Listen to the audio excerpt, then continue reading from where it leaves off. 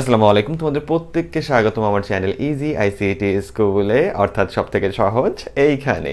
আমি আছি তোমাদের সাথে মোহাম্মদ বাইজিদ, এবং আজকে আমরা যে ক্লাসটা করব সেটা হলো অধ্যায় 5-এর 3 নম্বর ক্লাস।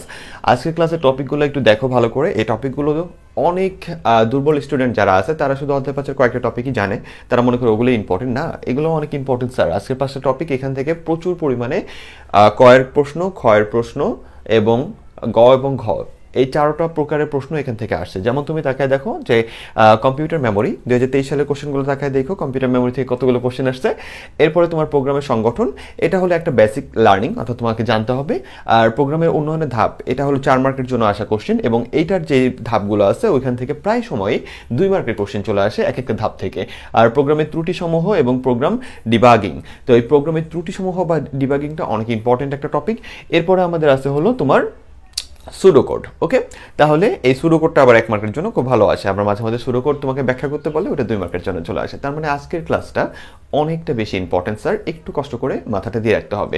আর ক্লাস শুরু করার আগে দুইটা জিনিস তোমাকে আমি বলতে চাই, সেটা হলো আগামী ক্লাসে আমরা অ্যালগরিদম ফ্লোচার্ট শুরু করতেছি, এবং অ্যালগরিদম ফ্লোচার্ট সম্পর্কে তোমাকে ভালো মতো বোঝানোর পরে আমরা যেই সকল অ্যালগরিদম ফ্লোচার্ট আছে, অ্যাভারেজ বের করা, সিরিজ বের করা, তারপরে তোমার ওই যে বিভিন্ন জিনিসের ক্ষেত্রফল বের করা, টেম্পারেচার, ফারেনহাইট যা আছে, এই জিনিসগুলো সব আমরা খুব দ্রুত আস্তে আস্তে আমি শেষ করে ফেলবো, যেহেতু কোর্সটা তোমরা সিরিয়ালি ক্লাস করতেছো, এবং খুব খুব খুব তাড়াতাড়ি ইনশাল্লাহ এই ফুল কোর্সটা তোমরা পেয়ে যাবে। আর একটা জিনিস, দ্বিতীয় কথা, সেটা হলো যে তোমাদের জন্য অধ্যায় 4 অর্থাৎ HTML এর কোর্সটা ওপেন করা হয়েছে। ওইটা যারা জয়েন করতে চাও তারা অবশ্যই এখানে নাম্বার দেওয়া আছে, এখানে যোগাযোগ করে তোমরা ওইটাই জয়েন করতে পারো। ওকে, তাহলে চলো আমরা আমাদের ক্লাসটা শুরু করি। তাহলে প্রথমেই যেই টপিকটা আমাদের আছে সেটা হলো কি কম্পিউটার মেমোরি। ভালো করে একটা জিনিস মাথায় নাও স্যার, আমি যে কোর্সগুলো করাচ্ছি সেই কোর্সগুলোর ভিতরে টোটাল কনসেপ্টগুলো থাকবে খুব বৃহৎভাবে, অর্থাৎ যত রকমের তোমার কনসেপ্ট আছে তোমার বইয়ের ভিতরে সকল কিছু এখানে আলোচনা করা হবে। এই জন্য আমি কোনো কিছু ফালাই দিতে পারবো না। এই জন্য সব থেকে লেস এবং হাই যেটাই হোক না কেন, আমি পরিপূর্ণভাবে তোমাকে ওইটা সুন্দর করে বুঝাই দেবো, যাতে তোমার বেসিক কনসেপ্ট ভালো থাকে। বর্তমানে আমাদের যেটা প্রবলেম হচ্ছে সেটা হলো 2023 সাল থেকে দেখা যাচ্ছে যে আমাদের কোশ্চেনগুলো একটু আপডেটেড আসতেছে এবং বেসিকের উপর বেশি জোর দিয়ে আসতেছে, অর্থাৎ এমন কিছু কোশ্চেন দিচ্ছে ক খতে বা সামথিংয়ে, যে ওই জিনিসগুলো ছেলে মেয়ে ধরতে পারতেছে না। সো এই ক্লাসগুলো খুব মনোযোগ দিয়ে করতে হবে যদি তুমি তোমার ভালো চাও। আর আরেকটা জিনিসের জন্য আমি ক্ষমা প্রার্থী, আমার হালকা ঠান্ডা লাগছে, যার জন্য কণ্ঠটা একটু ভারী লাগতে পারে তোমার। ওকে, তাহলে কম্পিউটার মেমোরি। কম্পিউটার মেমোরি হলো আমরা যেই প্রোগ্রামের কাজটা করতেছিলাম, আমরা গতদিন পর্যন্ত যেই কম্পাইলার, ইন্টারপ্রিটার এগুলো নিয়ে পড়ছি, কিন্তু এখন আমরা দেখতেছি যে কম্পাইলার, ইন্টারপ্রিটারের পরে ছোট্ট আরেকটা জিনিস আমাদের আগে থেকে মনে রাখতে হবে, সেটা হলো কম্পিউটার মেমোরি। তুমি যত কিছু কম্পিউটারে করো না কেন, তথ্য ডিপেন্ডেন্ট যত কিছু করো, সকল কিছু কিন্তু কম্পিউটারে কোথায় থাকে, কোনো না কোনো মেমোরি সেক্টরে জমা রাখতে হয় স্যার। ওই মেমোরি সেক্টর মানে হলো, মেমোরি বলতে তুমি বোঝোই যে অর্থাৎ যেখানে কোনো কিছু জমা থাকে। তাহলে কম্পিউটারে তুমি যে ধরনের কোডিংয়ের কাজ করবা, অথবা কোনো তথ্য রাখো, অথবা কোনো তথ্য প্রদর্শন করো বা দেখো, সকল কিছুই কম্পিউটারের মেমোরি থেকে তোমার সামনে উপস্থিত হচ্ছে। ওকে, তাহলে এই যে মেমোরিটা, এই মেমোরিটা আমাদের কি আছে, কম্পিউটার সাধারণত 2টা প্রকার আছে। তোমাদের ইন্টারমিডিয়েটের সাপেক্ষে কম্পিউটার মেমোরির এই 2 প্রকারের ভিতর আরও অনেকগুলো ভাগ আছে, কিন্তু তোমাদের জন্য এখানে 2টা প্রকারকে বেশি প্রায়োরিটি দেওয়া হয়েছে। একটা হলো তোমার অস্থায়ী মেমোরি, অস্থায়ী, ঠিক আছে, এটাকে বলা হয় ভোলাটাইল মেমোরি। আর আরেকটা হলো স্থায়ী মেমোরি, এটাকে বলা হয় নন ভোলাটাইল মেমোরি। এখন আমরা একটু এটা সম্পর্কে জানার চেষ্টা করি স্যার। তুমি তোমার কম্পিউটারের ভিতরে যদি এমন মেমোরি থাকে, মনে করো তুমি তোমার কম্পিউটারে একটা মুভি তুমি রেখে দিছো। ওকে, তুমি তোমার ফ্রেন্ডের থেকে একটা মুভি ভালো লাগছে, তুমি ওইটা নিয়ে তোমার কম্পিউটারে রাখলা। রাখার পরে তুমি তখনও দেখতে পারো, আবার তুমি যদি 8-10 দিন পরে দেখো, তখনও তুমি এই মুভিটা দেখতে পারবা। তার মানে এই মুভিটা কিন্তু মুছে যায় নাই স্যার, ঠিক আছে, এই মুভিটা মুছে যায় নাই। তার মানে মুভিটা একটা জায়গায় পার্মানেন্টভাবে স্টোর হয়ে আছে, যতক্ষণ না পর্যন্ত তুমি ডিলিট করতেছো ততক্ষণ এটা ডিলিট হবে না। এইটাকে বলা হয় নন ভোলাটাইল মেমোরি, অর্থাৎ যেটা তথ্যটা কখনো ডিলিট হয় না যতক্ষণ না পর্যন্ত তুমি ওটাকে ডিলিট করতেছো বা মুছে ফেলতেছো। ওকে, আর ভোলাটাইল মেমোরিটা কি? ভোলাটাইল মেমোরিটা তোমার হলো যে তথ্যটা একটা ক্ষুদ্র সময়ের জন্য কোনো মেমোরি হেল্প নিয়ে তোমার সামনে প্রদর্শন করে।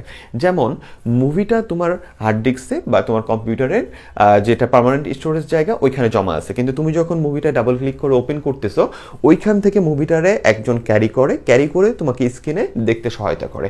সেই একজনের নাম হলো র্যাম, এবং আরও কেউ কেউ আছে, ছোট ছোট জিনিস, রেজিস্টার, ক্যাশ মেমোরি এখানে কাজ করে।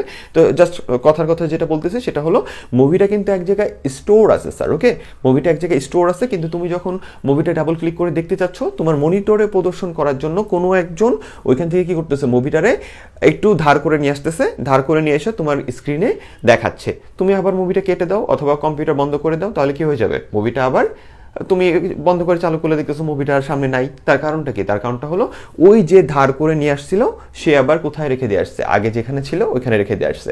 কনসেপ্টটা এটা থেকে একটু অন্যরকম, বাট তোমাকে বোঝানোর জন্য সর্বোচ্চ সহজ আমি এটাই বলতে পারি। ওকে, তাহলে এইখানে যে এই যে তোমার সামনে মুভিটা প্রদর্শন করলো, বাট তুমি কেটে দিলে অথবা কম্পিউটার বন্ধ হয়ে গেলে মুভিটা আবার চলে যাচ্ছে, একবারে চলে যাচ্ছে না, বাট যে নিয়ে আসছিল তার থেকে চলে যাচ্ছে, এই কনসেপ্টটার নাম হলো তোমার ভোলাটাইল মেমোরি, অর্থাৎ যে ভুলে যায়। ঠিক আছে, জাস্ট কিডিং, মানে মনে রাখার জন্য এটা তোমাদের বলি যে ভুলে যায় আরেকজন যে ভুলে না। ওকে, তাহলে ভোলাটাইল মেমোরিটা কি? ভোলাটাইল মেমোরি হলো এমন এক ধরনের মেমোরি যে তুমি কম্পিউটারের ভিতরে স্টোরেজ অবস্থা অনেক কিছু আছে, তুমি কোনো কিছুর কাজ চাইলে বা দেখতে চাইলে কোনো একটা মেমোরি ওই জিনিসটাকে তোমার সামনে রিপ্রেজেন্ট করে, এবং তুমি যদি আবার বন্ধ করে দাও তাহলে এই মেমোরিটা ওই তথ্যটাকে আবার কি করে, ছেড়ে দেয়, অর্থাৎ এটা দরকার নাই। ঠিক আছে, যেমন তুমি ওই যে মুভিটা সার্চ দিলে, মুভিটা আবার কেটে দিলে অথবা কম্পিউটার অফ হয়ে গেলে মুভিটা কিন্তু আর তোমার সামনে চলমান অবস্থায় থাকে না, মানে অফ করে কম্পিউটার চালু করলে দেখবে কম্পিউটার আগের মতো আবার। ঠিক আছে, মুভি চালু অবস্থা নাই, কিন্তু মুভি কিন্তু ডিলিট হয় নাই। কারণ কি?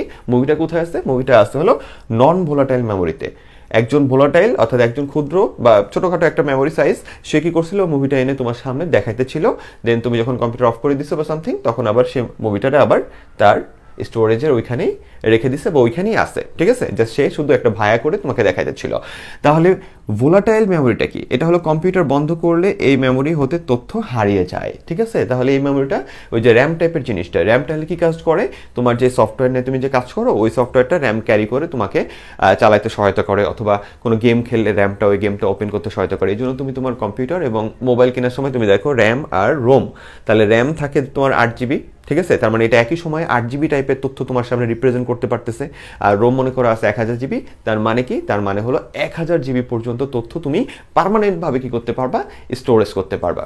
সহজে এইটুকু বলা যায়। ওকে, তাহলে আমার ভোলাটাইল মেমোরিটা কি? এটা একটা কাইন্ড অফ র্যাম অথবা ক্যাশ মেমোরি। ক্যাশ মেমোরি কি ওটা আমরা সামনে জানবো। তাহলে ও কি করতে পারে, ওই যে র্যামটা তোমার 1000 GB থাকে না কেন? কারণ র্যাম থাকে 8 GB, 12 GB, 16 GB এরকম থাকে, ঠিক না? তাহলে র্যামটা কেন এইটুকু থাকে? তার কারণটা হলো সে এই পরিমাণ তথ্য তোমার সামনে রিপ্রেজেন্ট করতে পারবে, বা এইরকম পাওয়ারফুল তথ্যগুলো সে তোমার সামনে চালায় দেখাইতে পারবে। ঠিক আছে, আর পার্মানেন্ট স্টোরেজ থাকে 1000 GB, কারণ ওইখানে তুমি 1000 GB কি করতে পারো, রেখে দিতে পারো। ওকে, তাহলে আমাদের এই ভোলাটাইল মেমোরিটা কি? এটা দ্রুত গতিতে কাজ করে, এটা কাজ করার অনেক ফাস্টেস্ট রেট থাকে। আর নন ভোলাটাইল মেমোরি এটা একটু ধীর গতিতে কাজ করে। ওকে, আর এটা কি থাকে, অল্প ডেটা জমা রাখতে পারে। এই যে মাত্রই আমি বললাম যে র্যাম টাইপের জিনিসের জায়গাগুলো কি হয়, একটু ছোট হয়, বা আরও যেগুলো রেজিস্টার ওগুলো তো আরও ছোট জায়গা। ঠিক আছে, ক্যাশ মেমোরি ওগুলো আরও মোটামুটি ছোট জায়গা। ঠিক আছে, তাহলে ভোলাটাইল মেমোরি কি হয়, সাধারণত জায়গাটা হয় একটু ছোট। আর নন ভোলাটাইল মেমোরিটা অনেক জায়গা, ওদের অনেক জায়গা। এখানে তোমার সাধারণত যে কোনো আইসিটির প্রোডাক্টে নন ভোলাটাইল মেমোরি থাকে অনেক বেশি পরিমাণ, এবং এখানে তুমি অনেক তথ্য জমা রাখতে পারো।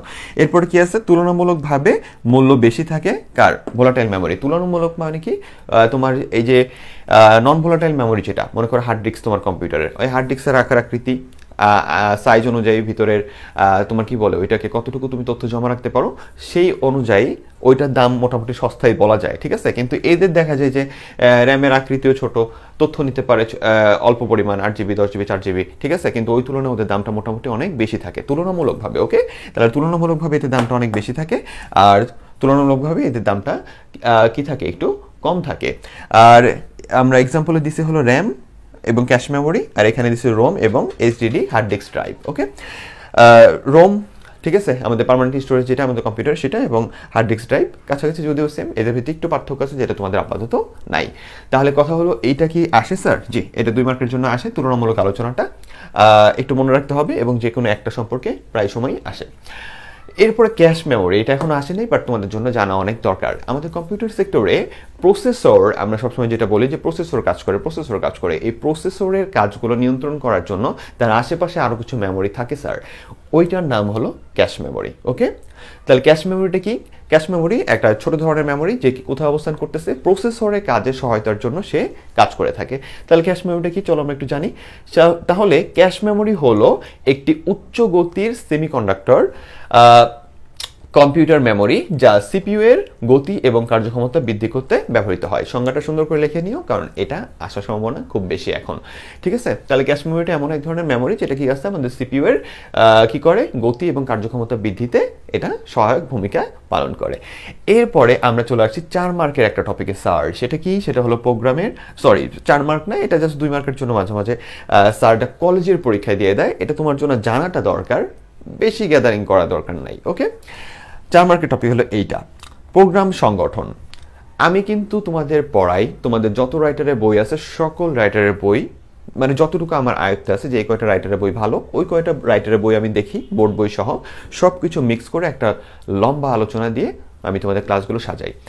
আমাকে একটু বিশ্বাস করতে হবে 3.2 এর মতো, আমি যেমন একটা নির্দিষ্ট রাস্তা দিয়ে শেষ করাতে করাতে 3.2 তুমি দেখছো কি শেষ ক্লাসে যায় তো তোমরা সবাই ফিদা হয়ে গেছো যে স্যার কীভাবে শেষ করে দিলেন, কত সুন্দর করে।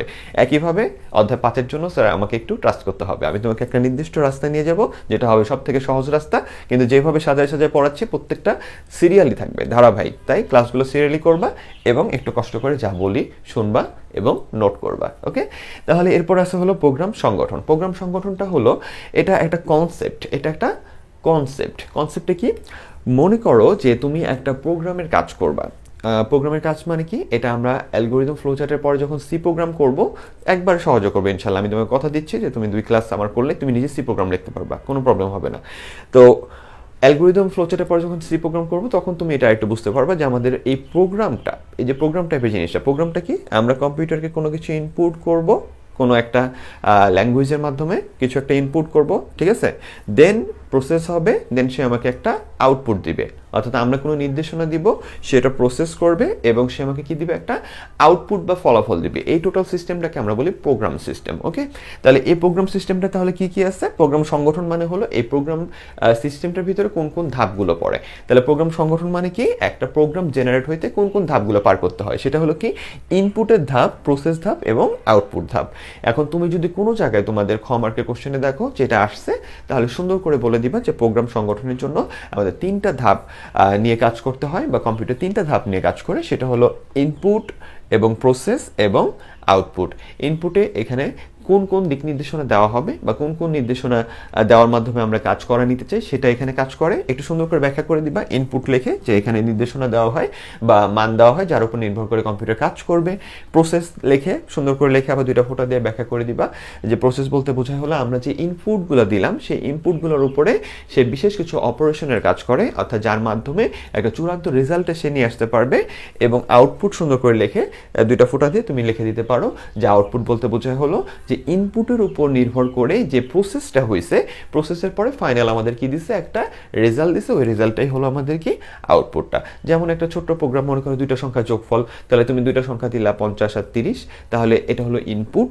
50 আর 30 এর যোগফল চাও, যোগফল তাহলে কম্পিউটার কি করবে, যোগ করবে, এটা হলো প্রসেস, এবং যোগ করে যে আমাকে 80 রেজাল্টটা দিবে এটা হলো আউটপুট। ওকে, তাহলে এবার আসো 4 মার্কের টপিকে। এখানে প্রতি একটার ক্ষমতা আছে কি জানো, প্রতি একটা 2 মার্কের জন্য করে চলে আসে। ওকে, আর আগামী ক্লাসটা কি অ্যালগোরিদম ফ্লোচার্টের, সো কানেক্টেড থাকতে হবে। তাহলে প্রোগ্রাম উন্নয়নের ধাপসমূহ, প্রোগ্রাম উন্নয়নের ধাপসমূহ কি, আমরা কিন্তু আজকের ক্লাসে মোটামুটি থিওরি ক্লাস, মানে জেনারেল থিওরি যেটা, অর্থাৎ আমাদের কোডের বাইরে যেগুলো বেসিক জানতে হয় সেই জিনিসগুলো আমরা শেষ করে ফেলতেছি। আগামী ক্লাস থেকে অ্যালগোরিদম ফ্লোচার্ট এবং কোড নির্ভরশীল পড়াশোনা শুরু হবে। তাহলে প্রোগ্রাম উন্নয়নের ধাপসমূহ কি, 7টা ধাপ আছে। 4 মার্কের জন্য এটা 2016 সালে আসছে যতটুকু খেয়াল পড়ে, এবং প্রতিটা ধাপ 2 মার্কের জন্য আসে। সমস্যা নির্দিষ্টকরণ, প্রোগ্রাম উন্নয়নের ধাপ বলতে বোঝায় হলো তুমি যে একটা প্রোগ্রাম নিয়ে কাজ করবা, মনে করো তুমি একজন প্রোগ্রামার, তোমাকে কোনো একটা প্রবলেম সলভ করতে দেওয়া হলো, তুমি এই প্রবলেমটা তুমি কোডিংয়ের মাধ্যমে সলভ করবা, তাহলে তোমাকে 7টা ধাপ তোমার মাথায় তখন চালাইতে হবে, অথবা 7টা ধাপ সম্পর্কে তুমি একটু হিসাব নিকাশ করে দেন তুমি কোড করাটা শুরু করবা। এই 7টা ধাপ কি কি, চলো আমরা একটু বিস্তারিত জেনে নিই। প্রথমে আসতে হলো সমস্যা নির্দিষ্টকরণ। সমস্যা নির্দিষ্টকরণ বলতে কি বোঝায়, সমস্যা নির্দিষ্টকরণ মানে হলো, মনে করো আমি একজন প্রোগ্রামার বা তুমি একজন প্রোগ্রামার, একজন এসে বলতেছে যে ভাই আমাকে এমন একটা কোডিং বানায় দেন বা এমন একটা সফটওয়্যার বানায় দেন যেটা 2টা সংখ্যাকে যোগ করে দিতে পারে।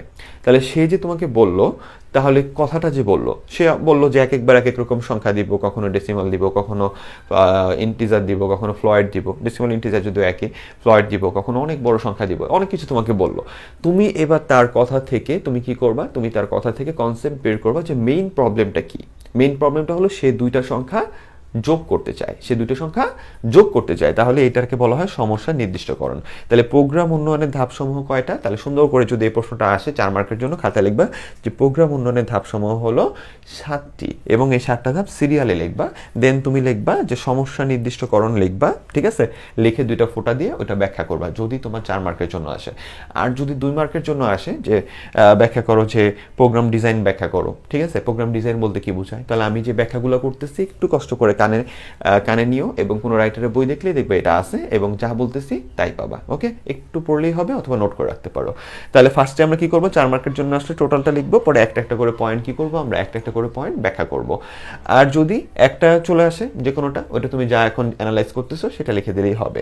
তাহলে আমরা ফার্স্টে এইভাবে লিখে এবার সমস্যা নির্দিষ্টকরণে এসে দেখলাম কি, যে সমস্যা নির্দিষ্টকরণ বলতে বোঝা হলো যে আমরা আমাদের প্রবলেমকে কি করতেছি, আমরা আমাদের প্রবলেমটাকে অ্যানালাইজ করতেছি যে আসলে কোন প্রবলেমটা আমাকে দেওয়া হচ্ছে। সেটা হলো কি, দুইটা সংখ্যার যোগফল করা। এই যে আমরা সমস্যাটা নির্দিষ্ট করে বের করতে পারলাম, অনুসন্ধান করে বের করলাম যে এই সমস্যাটার সমাধানই আমার করতে হবে, সেটাকে বলা হয় হলো সমস্যা নির্দিষ্টকরণের ধাপ, ঠিক আছে? এবং এইখানে আমরা মোটামুটি একটা আইডিয়া করে ফেলতে পারি যে আমার ইনপুটে কি কি দেওয়া হবে এবং আমার আউটপুট কোন ধরনের আসবে। ওকে, এরপরে আছে হলো সমস্যা বিশ্লেষণ। সমস্যা বিশ্লেষণ বলতে কি বোঝায়? সমস্যা বিশ্লেষণ মানে, চিন্তা করে দেখো, তোমাকে যখন ওই যে লোকটা বললো যে আমাকে ভাই 2টা সংখ্যা যোগ করতে হবে, অনেক কথা বললো যে এই ধরনের সংখ্যাগুলো, এখন তুমি বসে বসে চিন্তা করবা যে যোগ করার জন্য মনে করো তুমি অনেকগুলো রাস্তা বের করছো, যে এইভাবে যোগ করলেও এগুলো সমাধান আসবে, এইভাবে যোগ করলেও এগুলার সমাধান চলে আসবে। এখন তোমাকে যেটা করতে হবে সেটা হলো যে তুমি যদি অনেকগুলো রাস্তা থাকে এই প্রবলেমটা সলভ করার, কিন্তু তুমি তো কোডের ভিতর, তুমি যে কোড করবা ফিউচারে ইনশাল্লাহ, ওই কোডের ভিতরে তো তুমি সবগুলো সমাধান দিবা না যে এইভাবেও করা যায় এইভাবেও করা যায়। ওখানে তুমি বেস্টটা দিবা যেটা তোমার জন্য ভালো, যে ইউজ করবে এই প্রোগ্রামটা তার জন্য কি হবে, ভালো হবে। তাহলে এটা হলো আমাদের কি, সমস্যার বিশ্লেষণ। সমস্যা বিশ্লেষণ মানে আমরা এখানে ভালো করে অ্যানালাইজ করব যে কত রকমের এটা সমাধান আছে, এবং এই সমাধানটা আমরা সেটাই ব্যবহার করব যেটা আমার ইউজারকারী অর্থাৎ ব্যবহারকারী এবং আমার জন্য কি অনেক বেটার হবে। ওকে, এরপরে ধাপটা হলো আমাদের প্রোগ্রাম ডিজাইন। প্রোগ্রাম ডিজাইনটা হলো আমাদের এই কনসেপ্টের ভিতরে, প্রোগ্রাম উন্নয়নের ধাপ যেটা আছে এই কনসেপ্টের সব থেকে ইম্পর্টেন্ট ধাপ হলো প্রোগ্রাম ডিজাইন। একটু ভালো করে মাথায় রাখতে হবে যে প্রোগ্রাম ডিজাইনটা মোস্ট ইম্পর্টেন্ট স্টেপ বা এটা বলা হয়ে থাকে, এটা একটু মনে রাখবা, অন্যবিদ থেকে আসে।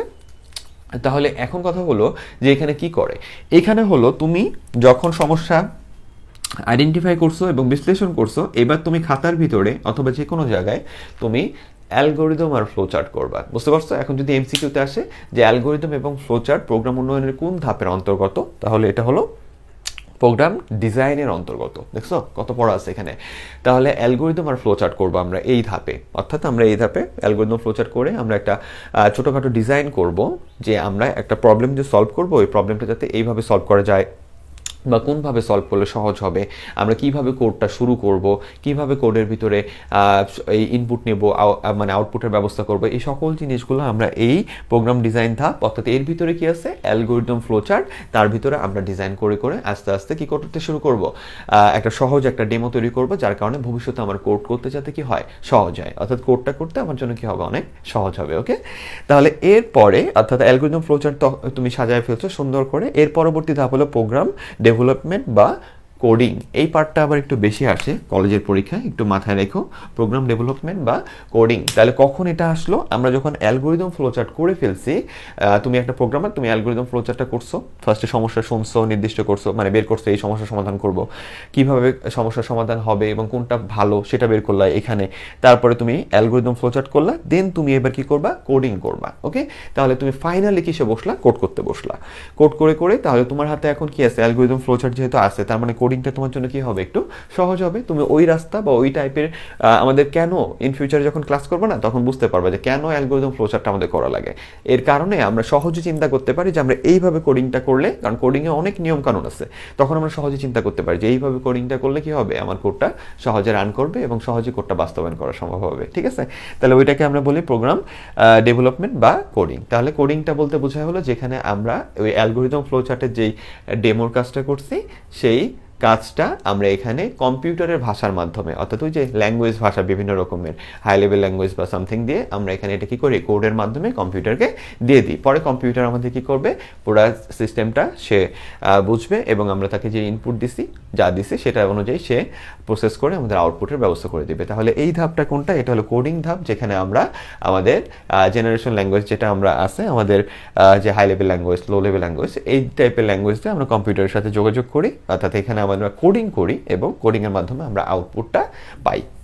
এরপরে আমাদের আছে হলো প্রোগ্রাম বাস্তবায়ন। প্রোগ্রাম বাস্তবায়ন বলতে নর্মালি আসলে কি বোঝায়, যে আমরা এই যে কোডিংটা করলাম, ওকে, তো কোডিংটা করার পরে আমরা একটু খেয়াল রাখি যে কোডিংয়ে কোনো ভুল হইলো কিনা, অথবা কোডিংটা ঠিকমতো রান করতেছে কিনা এবং আউটপুটগুলো সন্তোষজনক বা ঠিকঠাক মতো আসতেছে কিনা, এই জিনিসটা আমরা এই জায়গাটায় প্রোগ্রাম বাস্তবায়নের ধাপের ভিতরে খেয়াল রাখি। ওকে, এই জিনিসটা কিন্তু তোমাকে যে লিখে লিখে খেয়াল রাখতে হবে যখন তুমি প্রোগ্রামার হয়ে গেছো তা না। এই কয়টা জিনিস আমরা সিরিয়ালে ভাবি, যাতে আমাদের বড় প্রোগ্রামের এই যে কাজটা তোমাকে যে সবাই যোগ করতে দিবে তা তো না, কেউ আসবে অনেক বড় বড় প্রবলেম নিয়ে। এই জিনিসগুলো যাতে একটা সুন্দর ফ্রিকুয়েন্ট একটা কি বলে রাস্তায় আমরা যাতে সলভ করে নিয়ে আসতে পারি, সহজভাবে সলভ করে বের করে নিয়ে আসতে পারি, এই জন্য এই সিরিয়ালের মাধ্যমে আমরা ওই জিনিসটাকে, প্রবলেমটাকে আস্তে আস্তে ভাঙি। বুঝতে পারছো? তাহলে আমাদের প্রোগ্রাম বাস্তবায়নে আমরা কি কোডটা করে ফেলছি, কোডটা ঠিকমতো রান করলো কিনা, কোডটা ঠিকমতো আউটপুট দিচ্ছে কিনা, সবকিছু ঠিকঠাক আছে কিনা, এই জিনিসগুলা কোনো ভুল গেল কিনা, ভুল গেলে আমরা কি করবো, এটাকে আবার সংশোধন করব, এই টাইপের যে কাজগুলো আছে সেটাকে আমরা বলি হলো প্রোগ্রাম বাস্তবায়ন। ওকে, তারপর আছে হলো প্রোগ্রাম ডকুমেন্টেশন। ওকে, প্রোগ্রাম ডকুমেন্টেশনটা এটা একটা ইম্পর্টেন্ট ধাপ, যদিও এটা সম্পর্কে 2 মার্কের কোশ্চেন খুব কম আসে, কিন্তু একটু জানা দরকার তোমাদের।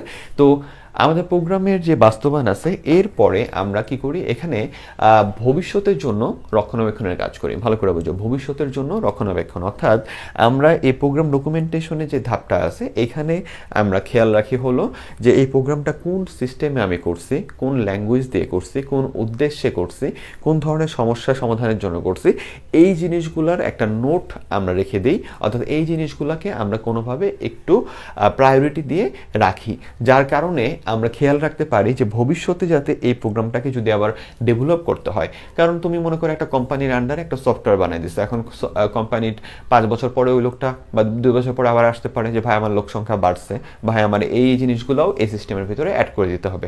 তখন যাতে তুমি কি করতে পারো, যে জিনিসটা বাস্তবায়ন করলো কোডিংয়ের মাধ্যমে, বাস্তবায়ন অর্থাৎ তোমার রান করলো সুন্দর মতো বোল্টুল থাকতে ঠিকঠাক করে যে বাস্তবায়ন করলা, এই বাস্তবায়ন কোডটাকে তখন যাতে তুমি কি করতে পারো, মডিফাই করতে পারো, ভালো মতো আবার অ্যানালাইজ করতে পারো যে কোন কোডটা ছিল এই কোডটা, ওকে এটার জানি কীভাবে আরও বাড়াবো, আচ্ছা তখন তোমার যাতে সুবিধা হয় সেই জন্য আমরা প্রোগ্রাম ডকুমেন্টেশন পার্টটার হেল্প নিই। অর্থাৎ এখানে আমরা ডকুমেন্ট করে রাখি, ডকুমেন্ট মানে কি লিপিবদ্ধ বা কিছু জিনিস লিপিবদ্ধ করে লক্ষণাবেক্ষণ করে রাখি যে আমরা এই কোডটা যে প্রবলেমটা আমাদের দেওয়া হয়েছিল সেই প্রবলেমটা কোন ধরনের ল্যাঙ্গুয়েজ দিয়ে সলভ করছি, কিভাবে সলভ করছি, উদ্দেশ্য কী ছিল, প্রবলেম কী ছিল, এই জিনিসগুলোকে আমরা একটু কী করে রাখি, লিপিবদ্ধ করে রক্ষণাবেক্ষণ করে রাখি। এরপরে হলো প্রোগ্রাম রক্ষণাবেক্ষণ, এটা আমাদের একটা ইম্পর্টেন্ট ধাপ। এই প্রোগ্রাম রক্ষণাবেক্ষণ বলতে বোঝায় হলো আমাদের সকল কিছু কমপ্লিট হয়ে গেছে। তো সকল কিছু কমপ্লিট হয়ে যাওয়ার পরে আমাদের যেটা এখন খেয়াল রাখতে হবে সেটা হলো যে আমরা প্রোগ্রামের ক্ষেত্রে অনেক কিছুই খেয়াল করি যে এখানে প্রোগ্রামটা ভবিষ্যতে আধুনিকরণ করতে হবে। আধুনিকরণ মানে কি, সময়ের সাথে এটাকে আরেকটু আপডেটেড করতে হবে। তারপরে হলো প্রোগ্রামটা তোমার খেয়াল রাখতে হবে যে এই প্রোগ্রামটা আমাদের সময় উপযোগী কিনা, যে কোম্পানিকে তুমি সার্ভ করছো সেই কোম্পানির সকল রিকোয়ারমেন্ট ফিল আপ করে কিনা, এই জিনিসগুলা। তারপরে তোমাকে খেয়াল রাখতে হবে আরও ছোটো কিছু জিনিস, যে প্রোগ্রামে যদি কোনো পরবর্তীতে কোনো ভুল, ঠিক আছে, প্রোগ্রামে যদি পরবর্তীতে কোনো ভুল পাওয়া যায় সেগুলো সংশোধন করে প্রোগ্রামটাকে আরও তোমার কি বলে ভালো বেনিফিট দিবে এরকম একটা চেহারা আনা, এই টোটাল জিনিসটাকে বলা হয় প্রোগ্রাম রক্ষণাবেক্ষণ প্রক্রিয়া। অর্থাৎ এখানে আমরা প্রোগ্রামটারে কাইন্ড অফ এক প্রকার তো সংরক্ষণ করা হয়েই গেছে, ব্যবহার পর্যায়ে আছে, এছাড়াও আমরা কি করব এই প্রোগ্রামটাকে, অর্থাৎ যে জিনিসটা আমরা তৈরি করছি সেটাকে কোনো ভুল গেলে ওটা সংশোধন, অথবা কোনো কিছু সংযোজন দরকার পড়লে সংযোজন, ওই জিনিসগুলো এখানে কাজ করবো। তাহলে ভালো করে বুঝছো, প্রোগ্রামের যে ডকুমেন্টেশন এটা কিন্তু উদ্দেশ্য ছিল ভবিষ্যতে আমরা কি করব, ভবিষ্যতে আমরা আমার যদি দরকার পড়ে, অর্থাৎ ভবিষ্যতে যদি এটার কোনো পরিবর্তন করা দরকার পড়ে বা ভুল পাইলে যদি ঠিক করা দরকার পড়ে বা কিছু, ওই সময় আমার যাতে হেল্প করে এমন জিনিসগুলো দিয়ে আমাদের এই প্রোগ্রাম ডকুমেন্টেশনটা, ঠিক আছে। ওইখানে তাহলে প্রোগ্রাম ডকুমেন্টেশনে আমরা খেয়াল রাখছি কি কি, যে প্রোগ্রাম বানাইছিলাম কেন, প্রোগ্রামটার উদ্দেশ্য, কোন ল্যাঙ্গুয়েজ দিয়ে বানাইছি, ঠিক আছে, এবং এটা কিভাবে কাজ করে, কোন ধরনের ইনপুট নেয়, কোন ধরনের আউটপুট নেয়, এগুলো ছিল এখানে। আর ফাইনালি হলো আমার প্রোগ্রাম রক্ষণাবেক্ষণে আমরা পাইতেছি হলো যদি কোনো প্রবলেম হয় তাহলে ওটা কিভাবে সলভ করব, যদি কোনো ভুল হয় ওটা কিভাবে সংশোধন করব, তারপরে হলো এই প্রোগ্রামটাকে যদি আমরা আরও আপডেটেড করতে চাই তাহলে কিভাবে করব। তার মানে এইখানে যে কাজগুলো করব ওইটার পরিকল্পনা আমরা আগে প্রোগ্রাম ডকুমেন্টেশনে করে রাখি, ঠিক আছে। ফাইনালি দেন আমরা এখানে কাজগুলো করে দিই। আচ্ছা, আমরা এখন যেটা করব সেটা হলো আমাদের প্রোগ্রামের ত্রুটি সমূহ বা প্রোগ্রাম ডিবাগিং এই টপিকটা পড়বো, আর হলো সুডোকোড। তাহলে একটু খেয়াল রাখো, আমরা আগে সুডোকোডটা পড়বো। সুডোকোড মানে কি? সুডোকোড মানে হলো যেটা সত্য নয়, সহজ কথা। সুডোকোড একটা গ্রিক শব্দ যতটুকু খেয়াল পড়ে, আর এটার মানে হলো যে সত্য নয় অথবা খসড়া কাজ। খসড়া মানে কি? খসড়া মানে হলো তুমি রাত্রে 2টা বাজে হঠাৎ করে চিন্তা করো না আর একদিন বড়লোক হয়ে যাবো, দেন আমি একটা বাড়ি বানাবো, বাড়িটার এখানে থাকবে বাথরুম, এখানেও থাকবে বাথরুম, এখানেও থাকবে বাথরুম, আর এখানে থাকবে বারান্দা, জাস্ট কিডিং। তো এরকম তোমার চিন্তা থাকে না যে এরকম তুমি একটা বাড়ি বানাবো সামথিং, দেন তুমি খাতাপত্রে আঁকা শুরু করো, মাথায় একটা ডিজাইন শুরু করে দাও যে এরকম থাকবে আমার বাড়িটা। তাহলে এই যে তুমি চিন্তা করো যেটা কি, যেটা হলো তুমি জাস্ট একটা চিন্তা বা কল্পনা, ওকে, তুমি একটা খাতায় আঁকতেছো বা কিছু একটা, এই জিনিসটাকে বলা হয় একটা খসড়া কাজ। তাহলে সুডোকোড কি? সুডোকোড হলো একটা খসড়া কাজ, অর্থাৎ আমরা যে ভবিষ্যতে কোড করব, ওকে, আমরা যে ভবিষ্যতে কি করব, সি কোডটা করব, ওই সি কোডটা করার জন্য আমাদের কি দরকার হবে, সি কোডটা সাজানোর জন্য আমরা অ্যালগোরিদম সাজাই আগে। খেয়াল আছে, একটু আগে বললাম যে অ্যালগোরিদম কিছু যেটা আমরা আগামী ক্লাসে শিখবো, তো অ্যালগোরিদম ফ্লোচার্ট যে সাজাই, তো ওই অ্যালগোরিদম ফ্লোচার্ট সাজানোর আগেও তুমি যেটা করতে পারো সেটা হলো এরকম একটা সুডোকোড সাজাই নিতে পারো খাতায় আগে, ঠিক আছে। সুডোকোডের কোনো নিয়ম কানুন নাই, কোনো কিছু নাই। সুডোকোডটা হলো তুমি বুঝতে পারো এমনভাবে তুমি শুধু প্রবলেমটার একটু ডিসক্রাইব করবা। যেমন মনে করো আমি তোমার বললাম যে দুইটা প্রশ্নের কি দুইটা সংখ্যা কি করো, যোগ করো। তুমি বানাইলা কি, যা আছে ঠিক আছে, বিং, এটা ইংলিশে, তুমি বাংলায় সুডোকোড যদি বাংলায় করো কোনো সমস্যা নাই, তবে ইংলিশে করাটা বেটার, ওকে। তাহলে এখানে কি আছে, বিং, অর্থাৎ আমরা শুরু করলাম বা স্টার্ট তুমি দিলা, তারপরে কি ইনপুট দিলাম একটা নাম্বার, 2টা নাম্বার যোগ করবো, তুমি বললা কি ইনপুট দিলাম একটা নাম্বার, ইনপুট দিলাম আরো একটা নাম্বার, ঠিক আছে, ইনপুট দিলাম নাম্বার 1, ইনপুট দিলাম নাম্বার 2, পরে আমি সাম যোগ করবো, সাম সমান সমান নাম্বার 1 প্লাস নাম্বার 2 করলাম, পরে প্রিন্ট করে দিলাম সাম, অর্থাৎ আমাকে আউটপুট বের হবে কি, সামটা হবে এবং ইন, শেষ হয়ে গেল। তার মানে আমি যে 2টা সংখ্যা যোগ করবো, তুমি খেয়াল করলা কি শুধু যে শুরু করলাম, পরে সংখ্যা নাম্বার 1 নিলাম, সংখ্যা নাম্বার 2 নিলাম, পরে সাম নামের একটা জায়গায় 2টা যোগ করে দিলাম, তারপরে আমার যোগফলটা বের হয়ে গেল, কাজ শেষ হয়ে গেল। এই যে একটা সুন্দর একটা কোড টাইপের যে জিনিসটা তুমি ডিজাইন করলা, যেখানে কোনো ভ্যালু নাই, কোনো নিয়ম কানুন নাই, কিচ্ছু নাই, তুমি শুধু একটা ডিজাইন করলা, এটাই হলো একটা সুডোকোড। এক্সাম্পলে তুমি এটা লিখে দিতে পারো, ওকে। তাহলে 2টা সংখ্যা যোগফলে সুডোকোড হিসেবে এটা ইউজ করতে পারো। তাহলে সুডোকোডটা কি? এটা হলো অ্যালগোরিদম যে সাজাবা, ওইটা সাজানোর আগেও তুমি কি করতে পারো, সুডোকোডটা সাজাতে পারো। তার মানে সুডোকোডের কোনো নিয়ম কানুন নাই, এটা শুধুমাত্র আমরা যে সি কোডটা বাস্তবায়ন করবো, ওই সি কোডটা কিভাবে বাস্তবায়িত হবে তার একটা খসড়া ডিজাইন, স্যার, ওকে। তাহলে এটাকে বলি আমরা সুডোকোড। এরপরে আছে হলো প্রোগ্রামের ত্রুটি সমূহ। প্রোগ্রামের ত্রুটি, অর্থাৎ তুমি যে সি কোডটা করছো, যেমন এটা একটা সি কোড, ছোট্ট একটা সি কোড, তো এই যে সি কোডে আমি বলছি না এখানে অনেকগুলো নিয়ম কানুন আছে, তাহলে এই নিয়ম কানুনের বিভিন্ন জায়গায় তুমি ভুল করতে পারো, এই ভুলগুলোকে বলা হয় প্রোগ্রামের ত্রুটি, অথবা এই ভুলকে সংশোধনকে বলা হয় প্রোগ্রাম ডিবাগিং, ঠিক আছে। 2টা টপিক ক্লোজ টু বলে 2টা টপিক একসাথেই একই টাইপ করে প্রশ্নে চলে আসে, তাহলে 2টার অ্যান্সার আমরা একই শিখবো। তাহলে প্রোগ্রামের ত্রুটি বলতে আমরা শিখবো যে কয় রকমের ভুল আমরা করি, আর প্রোগ্রাম ডিবাগিং মানে হলো সেই একই জিনিস যে কয় রকমের ভুল করছি এবং সেটাকে কিভাবে শুদ্ধ করব। তাহলে আমরা সাধারণত কোনো কোডের ভিতরে কোনো ভুল করলে ওইটাকে বলা হয় বাগ, ঠিক আছে, বিইউজি, বাগ মানে ভুল করা, এবং ওইটাকে সঠিক করাকে বলা হয় ডিবাগ। এবং ভুল তুমি যেভাবে খুঁজে বের করো, যেটা অধ্যায় 4 তুমি শুনছো এই জিনিসটা, যে ভুল যে আমরা খুঁজে বের করি, প্রোগ্রাম রান করলে খুঁজে বের করতে পারি, ঠিক আছে, প্রোগ্রাম করার পরে, ওইটাকে আমরা বলি হলো টেস্টিংয়ের মাধ্যমে ভুল খুঁজে বের করি, ওকে। তাহলে ভুল পাইলে বাগ, ওইটাকে কি করব, ঠিক করবো, ওইটাকে কি বলা হয়, ডিবাগ। এই জিনিসগুলো সামনে আমরা শিখবো আরো। শুধুমাত্র এখানে একটু খেয়াল করো যে আমাদের একটা কোড আছে, কিচ্ছু বুঝতে হবে না, শুধু কয়েকটা ওয়ার্ড তুমি বুঝো যে আমাদের প্রোগ্রামের ভিতরে যে ডিবাগিং আছে, অর্থাৎ যে ভুল আছে, ভুলকে যে শুধরাবো, এখানে 3 রকমের ভুল হয় যেটাকে আমাদের শুধরাইতে হয়। 3 রকমের ভুল কি কি? ডেটার ভুল হয়, যুক্তিগত ভুল হয়, সিনট্যাক্সের ভুল হয়। কোশ্চেনটা কিন্তু অনেক বেশি ইম্পর্টেন্ট, মাথায় রাখো। তাহলে আমাদের এই 3 রকমের ভুলকে আমরা কি করি, ডিবাগ করি। তাহলে মনে করো এটা একটা সি কোড, এখানে ডেটার ভুল মানে কি জানো? ডেটার ভুল মানে হলো তোমাকে বললো যে 2টা সংখ্যা যোগ করো, এর মান 20 আর বি এর মান তোমার 30, তুমি এর মান 20 আর 30 দিছে, তুমি এর মান লিখে রাখছো 15, বি এর মান দিয়ে রাখছো 20, অথবা এর মান ঠিকই 20 দিছো, বি এর মান 30 এর জায়গায় আর অন্য কিছু দিয়ে দিছো।